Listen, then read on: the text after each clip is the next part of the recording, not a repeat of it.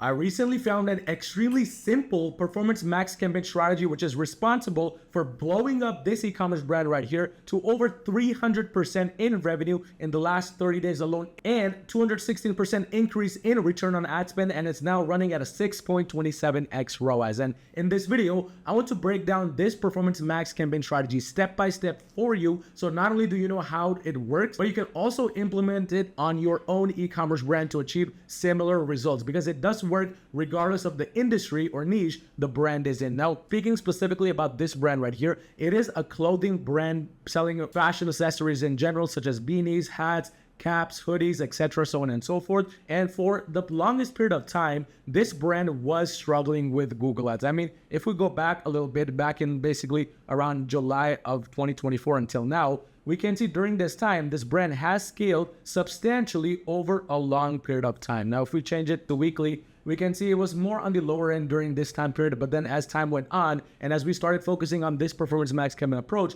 things really took a big drastic turn. And now things have kind of stabilized a bit once again, but it's at a much better pace in terms of revenue, in terms of where we want it to be with that growth, rather than where it was earlier, where it was just barely kind of scraping by. Now, the biggest change and the biggest focus point that we made for this brand is not only this performance max campaign strategy, but also focusing on average order value. If we scroll down, we can see during this time, the average order value was $91. However, if we now change it to the last 30-day period, we can see the average order value has almost doubled to $175 in total. So this alone was also responsible for a lot of the scale this brand eventually achieved. But in terms of the performance max campaign strategy, there's only two major approaches we took here. First, the major approaches, we focused these performance max campaigns based around season. So if we look right here, this performance max campaign running at a 2.06x ROAS is actually only going after the winter products. That's it. We didn't take any approach here where it's based on collections or based on data. It was rather just the season for this performance max campaign approach. And then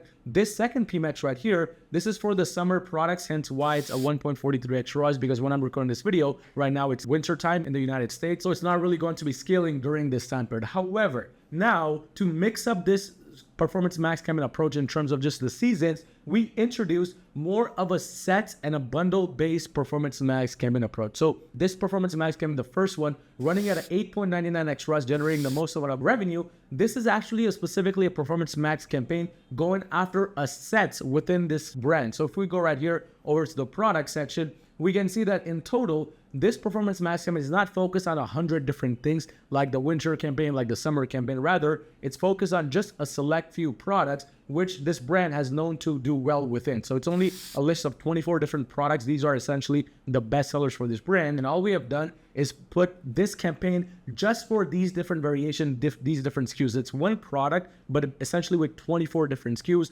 24 different variations due to the color, sizes, etc. That's literally all we have done here. Now, in terms of the asset groups approach, because yes, we have implemented an asset group approach, which has allowed this Pmax campaign to really kick off, you can see it's basically a feed-only approach versus an asset-only approach. The reason why we have done both of these approaches within this Pmax is because it's only one product. It's not many different products, which means the level of scale is going to be limited. To bypass that, we need to add in more assets. We need to add in more avenues of growth for this brand, which is why we ended up adding these assets within the campaign. But that's essentially that major performance max campaign, which is generating the most amount of revenue, is going after one bestseller.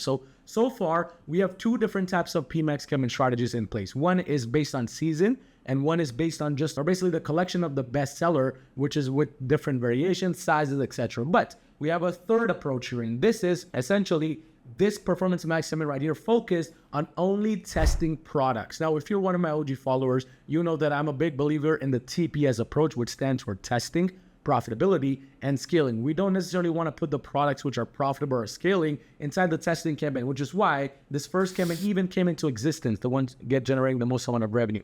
This testing campaign is designed to just go after all of the products on this brand and just test everything to understand what works versus what doesn't, so we can either move it out or we can keep it right where it is. And finally, we have these two performance max campaigns, which we just recently launched, and they're just starting to gain some sales and some traction, not the most profitable as of yet. These are also sub-collections within this niche overall within the brand. This brand sells pajamas as well as active wear, and we're only targeting those two collections within these campaigns because they were doing well within the testing approach. But as you see right here, so far they've had a slow start, and this goes to show that not every product which you try to scale outside is going to work extremely well. That's just the nature of the game. Sometimes it doesn't do that well. In that situation, you need to just shut off external campaigns which are trying to scale those products and just focus on scaling those products within the main general testing campaign. That's essentially what we are doing here. But before I discuss why we're only doing performance max campaigns here, if you run a brand doing $1 million a year, you need extra help scaling to the next level with Google Ads, go onto my website at yourmarketing.com, schedule a free call with me, and let's see if we can potentially work together and make that happen. But this now brings me to the main question. How do we plan to scale this brand if it's going to just rely on performance max campaigns? Well, there's different avenues of going about this. First is via horizontal scale, and this is by adding more campaign tabs. In this situation, we don't want to add more campaign tabs because we're focused on performance max. So what we're gonna do is we're gonna add more performance max campaigns based on the winning collections, sub-collections we eventually end up finding within the main testing campaigns. This is gonna lead us to more performance max campaigns, more segregation, and this is a form of the TPS approach, which I originally mentioned, which is what we are implementing here. But in addition, we're going to be focused more on vertical scaling here as well, because in terms of vertical scaling, it's as simple as increasing the budgets and decreasing restrictions. Here, as we can see already, there's a few campaigns which are limited by budget, some are limited by target. We're going to lower the restrictions on whatever's limited by target and it's performing well, and we're going to increase the budgets on whatever's working. This is one of the easiest ways to scale a brand when it's just reliant on one major campaign type. But again, if you run a brand doing $1 million a year, you need extra help scaling to the next level, go onto my website at yourmarketing.com, schedule a free call with me, and let's see if we can potentially work together and make that happen.